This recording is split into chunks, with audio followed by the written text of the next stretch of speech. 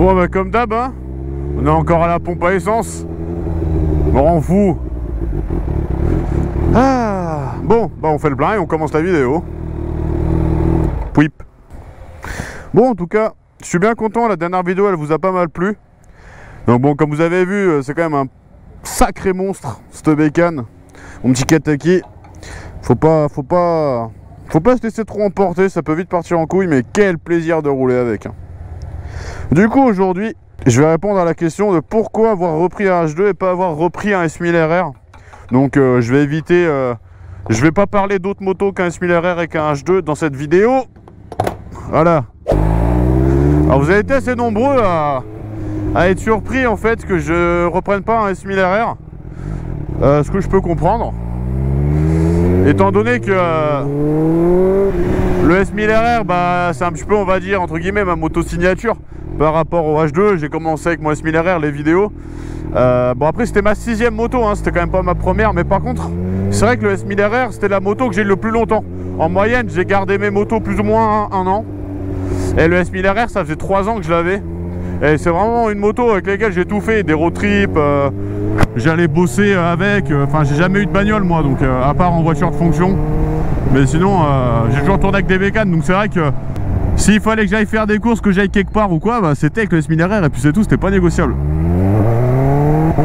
Donc voilà, le S1000RR c'est vrai que c'est une bécane, même si c'est une hyper sport de 200 chevaux, comparé à un H2 en fait c'est le choix quand même de la polyvalence. Alors je sais que ça fait bizarre de dire ça parce que c'est clair que tu compares un S1000RR, tu vas le comparer avec je sais pas moi une Tracer ou un Bandit ou j'en sais rien, bah, c'est clair que du coup c'est carrément de l'exclusivité et pas du tout de la polyvalence.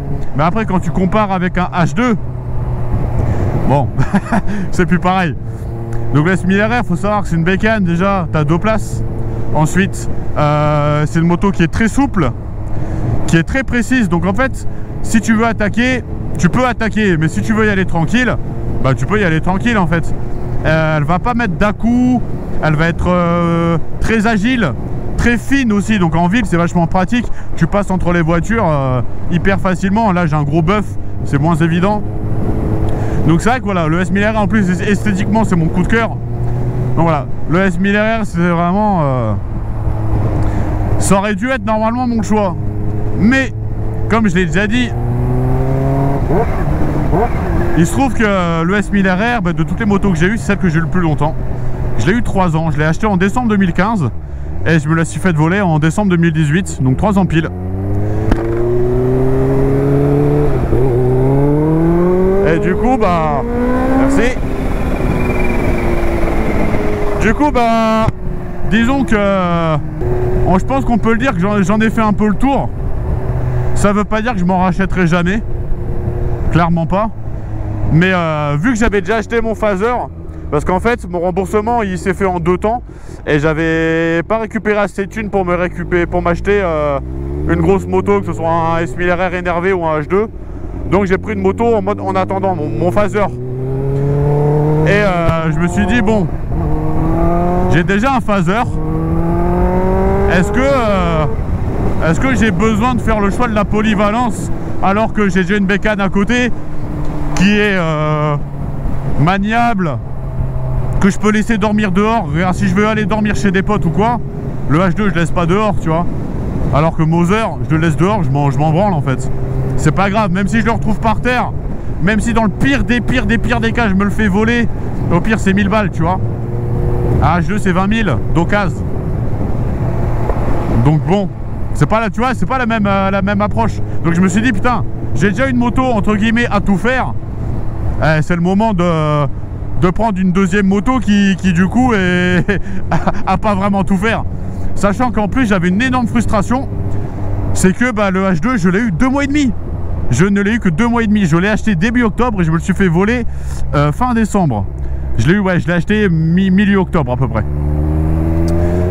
Donc du coup bah j'ai pas vraiment eu le temps, tu vois, de bien le connaître et tout. Et en fait je me suis rendu compte pendant le moment où j'avais plus mes 2 motos, quand je regardais des vidéos soit de S1000RR soit de H2, et ben quand je regardais des vidéos de S1000RR j'étais triste.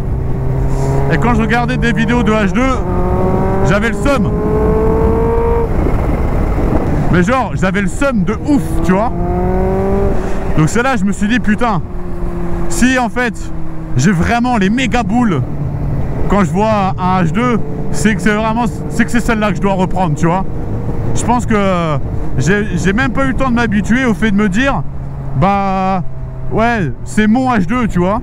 Genre, je disais toujours mon S1000 RR, le H2. J'arrivais pas à me dire, bah, c'était le mien, quoi. Et là, bah, le fait de...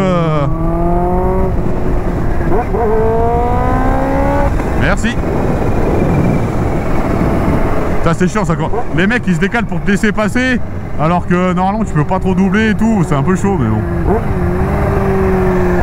Ça, c'est génial aussi, quand tu fais des petits vlogs en moto, t'as toujours des gens de justice pour te dire oui, à 1 minute 34, t'as mis la moitié de ta roue sur le zébra. Vos morts. Donc ouais, du coup, je suis vraiment super heureux de l'avoir. C'est vraiment un putain de plaisir. Après, c'est vrai que voilà, c'est brutal. T'as toujours un peu peur quand tu le laisses dehors, même pour aller boire un verre.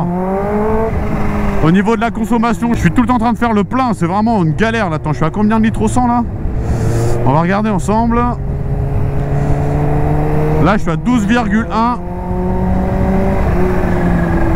11,6. Ouais, honnêtement, régulièrement, je dépasse les 13. Donc ouais, c'est un peu une purge, quoi. Mais après, voilà, tu sais que tu tournes la poignée. Voilà, quoi. Hop là, putain. Tu vois, c'est ce plaisir-là aussi. Le pneu, j'ai mis une photo de mon pneu sur Instagram. Allez voir mon Insta, les gars. C'est vrai que je parle jamais de mes réseaux en vidéo, mais... en fait, je me suis rendu compte que pour mettre des vidéos YouTube en story, il fallait avoir 10 000 abonnés. Et moi, je suis une victime, j'en ai 6 000. Donc voilà, si vous voulez me dépanner pour que je puisse mettre des vidéos en story, n'hésitez pas à vous abonner. En vrai, les photos que je mets, elles sont cool. J'essaie de faire des petites photos sympas ou quoi. Et là, vous verrez, j'ai mis une photo du pneu. Donc au 5e jour que j'avais acheté le H2. Vous êtes pas prêts quand vous allez voir la gueule qu'il a, hein. Pour de vrai, hein.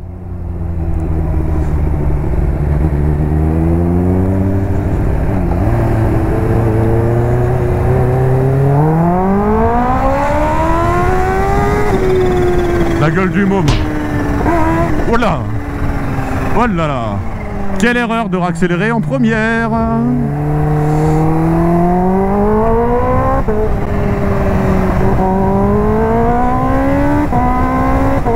Bah voilà, tu vois, un H2 ça se conduit pas comme un S1000 RR. Faut être quand même sacrément prudent. Et je voyais des mecs qui disaient ouais, avec tout l'électronique que t'as sur un H2, tu files ça à un jeune permis et il peut s'en sortir. Mais mec, t'es un malade mental de dire ça. T'es un malade mental. Sincèrement, malgré l'électronique, et dites-vous que là, la moto, elle est en électronique, elle est en niveau intermédiaire, hein. Elle est en niveau 2 sur 3. Ça reste une folie de brutalité. Donc, allez pas croire tout ce qu'on vous dit sur cette moto. Bah, au final, ouais, je préfère avoir une bécane complètement folle et une bécane hyper normale que d'avoir un truc entre les deux qui me plaît qu'à moitié. Même si, bon, là, on parle d'un S1000 RR, tu vois. Après, voilà, je sais aussi que, bon, il y en a beaucoup qui crient sur la H2 en disant, ouais, c'est n'importe quoi, sur route, ça sert à rien, blablabla. Ah oui, effectivement, avoir un H2 sur route, tu vas pas t'en servir à fond, ça c'est clair et net. Mais je pense pas qu'un S1000 RR, tu pourras non plus. J'ai du mal à croire qu'avec un GSX-R 7,5, tu le puisses aussi. Un 600, faut voir. Honnêtement, j'achète pas un H2 pour me prendre pour un pilote. J'achète pas un H2 pour dire que je vais claquer des chronos, que je vais être plus vite que tout le monde et que c'est moi qui ai une bite plus grosse que les autres. Moi je l'achète parce que je la trouve jolie, elle me plaît, qu'elle est différente, qu'elle est incroyable, qu'elle est brutale, qu'elle est tout ça en fait. Et à aucun moment pour faire le malin, et à aucun moment pour me prendre pour ce que je suis pas.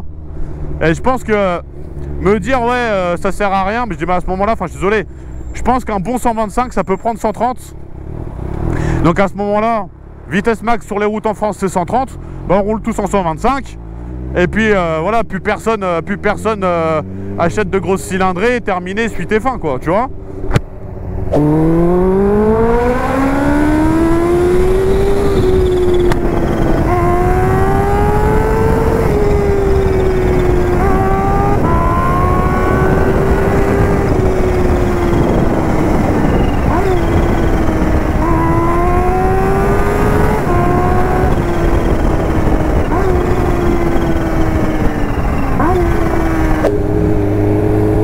Merci d'avoir regardé cette petite vidéo. C'était voilà pour vous donner un petit peu ma petite explication sur le pourquoi du comment j'ai acheté un H2 et pourquoi pas un S1000 RR. Si vous voulez avoir un peu plus de détails ou si vous avez des questions sur mon achat, et ben vous n'hésitez pas à me le dire en commentaire. Je vous lis absolument tous. J'essaye de vous répondre. Et s'il y a des bonnes questions, et ben je verrai ça en commentaire. Allez, salut!